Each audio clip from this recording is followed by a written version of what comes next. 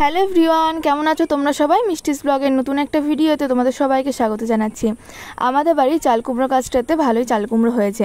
আজ চাল কুমড়োটা রান্না করা হবে, সেই জন্য মা চাল কুমড়োটা কেটে নিচ্ছে এখন। এটা কিন্তু প্রথম না, এর আগে একবার হয়েছিল, তো ওইটা রান্না করে খাওয়া হয়ে গিয়েছে। আর আজকে এটা কাটা হচ্ছে, আরেকটা আছে সেটা এখনও ছোট। চাল কুমড়ো পেরে এনেছি, এবারে আমার মা ঝিরিঝিরি করে চাল কুমড়োটাকে কেটে দিচ্ছে। এত ঝিরিঝিরি করে আমার মা কেটেছে, তাও বলছে যে অনেকটাই নাকি মোটা মোটা হয়ে গেছে, এর থেকেও ঝিরিঝিরি করে মা কাটে। তো এবারে রান্নাটা বসাবো। আর আজকে কিন্তু মাছের ডিম দিয়ে আমি চাল কুমড়ো রান্না করব। তোমরা অবশ্যই কিন্তু পুরো ভিডিওটা একদম প্রথম থেকে শেষ অবধি দেখতে থাকো। কড়াইতে সর্ষের তেল দিয়ে 5 ফোড়ন আর শুকনো লঙ্কা দিয়ে দিয়েছি।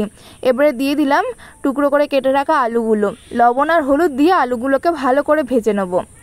এর আগে কিন্তু আমরা মাছের মাথা দিয়ে চাল কুমড়ো খেয়েছি, নিরামিষও চাল কুমড়ো খেয়েছি। আজকে ডিম দিয়ে রান্না করছি, তাই ভাবলাম তোমাদের সাথেও ভিডিওটা একটু শেয়ার করি। আলুটা ভালো করে ভাজা হয়ে গেছে, এবার আমি মাছের ডিমটা দিয়ে দিলাম। মাছের ডিম দিয়ে আলুর সাথে আবার ভালো করে মাছের ডিমটা কিন্তু ভেজে নেব।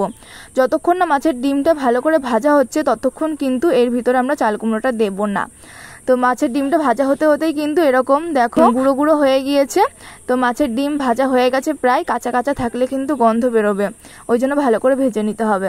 এবার এর ভিতরে চাল কুমড়োটা দিয়ে দিলাম। চাল কুমড়ো দিয়ে এর মধ্যে একবারে লবণ হলুদ গুঁড়ো দিয়ে দেবো, দিয়ে ভালো করে নেড়ে চেড়ে নেবো। আর এর মধ্যে দিয়ে দিয়েছিলাম কয়েকটা চেরা কাঁচা লঙ্কা। খুব ভালো করে এটাকে মিশিয়ে নিয়ে ঢাকনা দিয়ে ঢেকে রাখবো। চাল কুমড়োতে কিন্তু জল দেওয়া লাগবে না, চাল কুমড়োর এই জলেই কিন্তু চাল কুমড়ো রান্না হয়ে যাবে। চাল কুমড়ো দিয়ে কিন্তু অনেকটাই জল বেরোবে, তাতেই কিন্তু চাল কুমড়োও সিদ্ধ হয়ে যাবে, সাথে সাথে আলুগুলোও সিদ্ধ হয়ে যাবে। মাঝে মধ্যে শুধু ঢাকনা খুলে একবার করে নেড়ে চেড়ে দিতে হবে, না হলে কড়াইতে কিন্তু লেগে যেতে পারে। তো এবারে দেখো ঢাকনা খুলেছি, দেখছি চাল কুমড়োটা অনেকটাই কিন্তু কমে এসেছে, কারণ জল বেরিয়ে গিয়েছে, অনেক কমে এসেছে। এবারে এর ভিতরে দিয়ে দেবো স্বাদ মতো চিনি। আমি এখানে 3 থেকে 3.5 চামচ মতো চিনি দিয়েছি, তোমরা চাইলে তোমাদের স্বাদ অনুযায়ী কম বেশি দিতে পারো। আমরা একটু মিষ্টি মিষ্টি খাই, তো সেই জন্য একটু বেশি মিষ্টি দিয়েছি। এবারে এটা যখন রান্না হয়ে যাবে, আলু টালু সিদ্ধ হয়ে যাবে, লবণ মিষ্টি ঠিকঠাক থাকবে, নামানোর আগ দিয়ে ওপর থেকে কিছুটা পিটুলি দিয়ে দিতে হবে। এটা চাইলে দিতেও পারো, নাও দিতে পারো। পিটুলিটা হচ্ছে 1 চামচ আটার ভিতরে অল্প করে জল দিয়ে ভালো করে গুলিয়ে এর ভিতরে দিতে হবে, তাহলে বেশ আটা আটা একটা ভাব হবে। দেখো কি সুন্দর আটা আটা একটা ভাব হয়েছে না?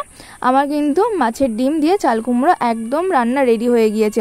ভিডিওটা তোমাদের কেমন লাগলো অবশ্যই কমেন্ট করে আমাকে জানিও। ভালো লাগলে লাইক করো, শেয়ার করো, আর যারা আমার চ্যানেলে নতুন আছো তারা আমার চ্যানেলটা সাবস্ক্রাইব করে দিও।